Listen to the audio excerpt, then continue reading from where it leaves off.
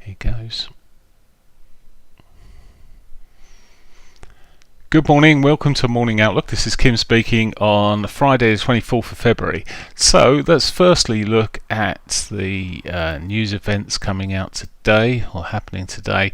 We've already had the Bank of Japan governor speaking. He spoke quite early this morning, and basically it's been more of a dovish sort of chat. I haven't read it through in massive detail, but it could be a bit bearish for the yen going forward. We'll see. Anyway, US dollar today. Well, for the US, we got the core PCE, the personal consumption expenditure data coming out there at 1:30. That's the biggie, really. We might see a bit of movement around 3 o'clock, but if you're trading the normal sort of sessions, this 1:30 data, it's effectively a measure of consumer expenditures and the inflation on that. So we'll see how that develops. But there we go. Not a great deal. Right, let's look at the technicals and get on and start looking at the euro dollar, which is gradually working its way southbound. It's we've not seen anything different to what we've been seeing. It's just a little bit more of it. It was sitting on its monthly S1 yesterday, and it's now also, it was sitting at one stage there into actually that was Wednesday. It was sitting there to get my 4-hourly chart here mixed up, but it was at one stage sitting on the S1 anyway, weekly S1. It's broken through that S1. We did touch the pivots, and it is Friday, so I think if we're looking for targets to the downside, I don't think the weekly S2 is really it. It's very low probability.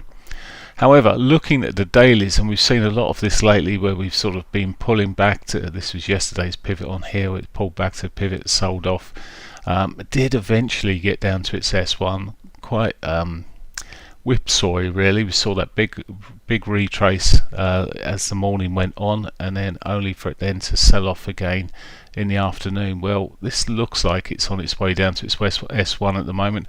Doesn't have a lot of meat on the bone effectively if we was putting stops up here to run through it, so maybe it's not the best option.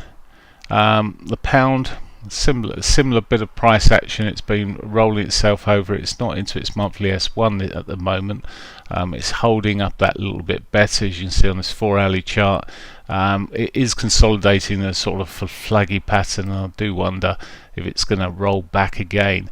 Yesterday almost into our target, and then retraced, and then went and hit target.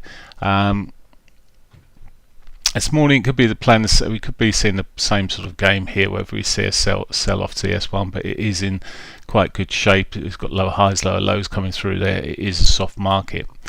Dollar yen, well, we've had the governor of the Bank of Japan speaking, and we're seeing a reaction on this time frame here, but you can see the near term, well, I say near term, relatively near term, this year's trend has been broadly upwards for the dollar yen. The yen losing strength against the dollar there.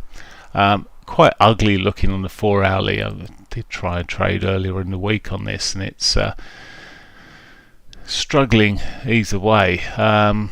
I still have a bullish outlook on it. It's already hit the S1, the daily pivot. It's a bit done in for me now. It might trail up there, but we may probably be better off with some of the cross pairs.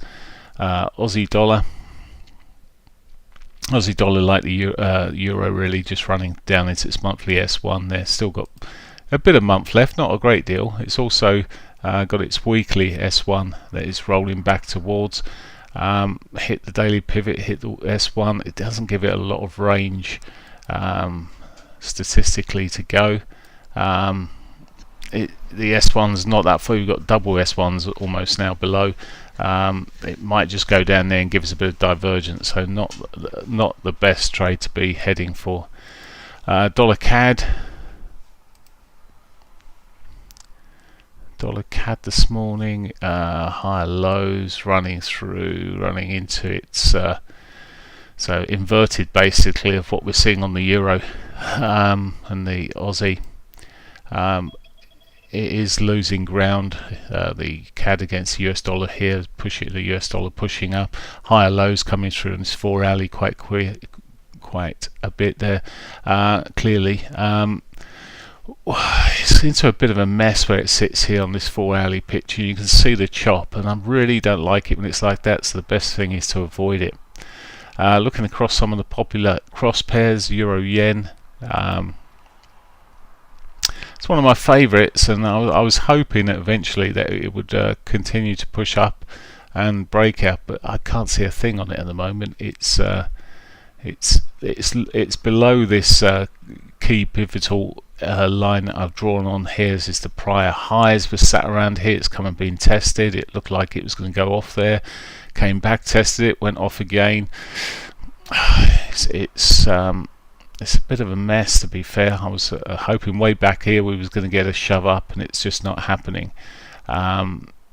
We are seeing the yen being sold a little bit.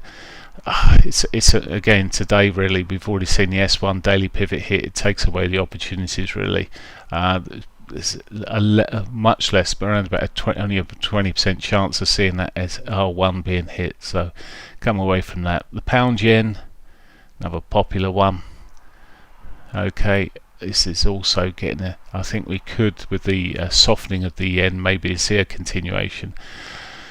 Monthly wise, on the daily picture rather, again this is another one that's broken out the prior highs there, went back, tested. Maybe we'll see a bit more on it. It has done the lower high on this point, which is a soft suggestion it could continue in that way. You can see it clear on this hourly picture, but currently we just sort of, it's really how it reacts to its pivot here.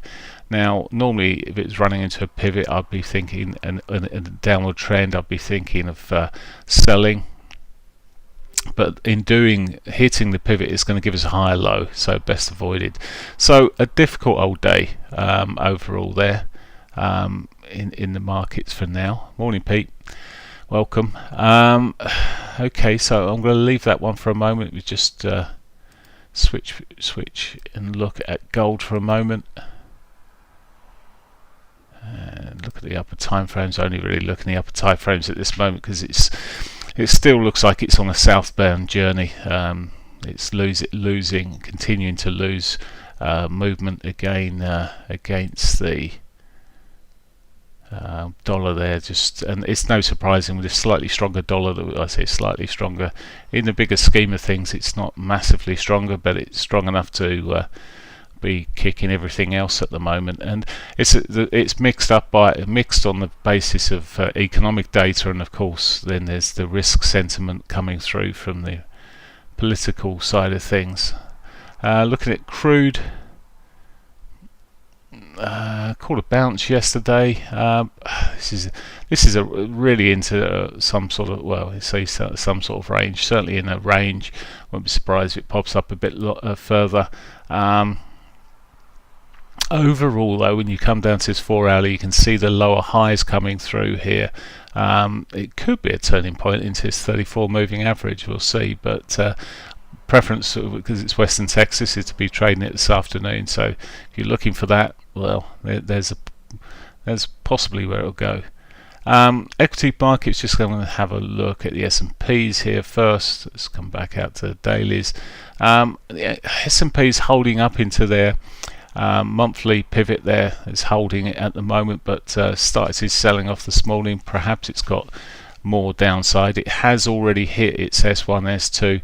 Probability of the S3 being hit is pretty light, so well, I'd say it's pretty light in the way that everything's shaping up here at the moment. If you took everything off this chart, you would just think it's looking really weak, so maybe it will roll over first. The Dow holding up a little bit better. It's just, I mean, one, it looks really sluggish way back here. Now it's looking, it's slow. It's not really moving particularly fast. It has over the last couple of days broken that trend line that was on there that I can't get to sit in the right place. Anyway, that's roughly where it would have been. So it's broken that. So it's still on the softer side of things. As for the Nasdaq, seen a bit of bounce off the 34 on the dailies here, a monthly 34. Sorry, daily 34. It's sorry, it's my monthly pivots. Still not hit the monthly pivot. There's a chance it could do, although the probability is quite a lot less since it's hit the R1 first. Okay, finally the DAX. Let's quick look at DAX, and it's still chopping. There we go. As my outlook on the DAX, it's still chopping. And the FTSE trying to pull back yesterday. It might yet, when the cash market opens in for 3 minutes, it might push up there and get back on the route. But I'm still still bullish on the FTSE anyway. Right, finally, quick look for those, as it's Friday, I'll treat you to a bit of Bitcoin before the weekend. And on the shorter time frame, it's looking a bit weak. On the bigger time frame here, obviously we had there's a divergence over the highs. It's got to have been, and then we're sitting here, and I'm just thinking, well, if it comes back down to this weekly pivot, testing it again, maybe it'll roll over. It's holding it at the moment, double bottom. Well, you might expect a bit more of a move off that, but it's just looking soft. Anyway, there we go. I'm going to call it a day there. I always like to leave it on some great news. So on that note, I wish you morning, Michael and Ian. Well, I should have said morning earlier. Sorry. I wish you all a great day, and I'll catch you Monday. Have a great weekend. Bye for now. All right. Okay, that's my little morning outlook that I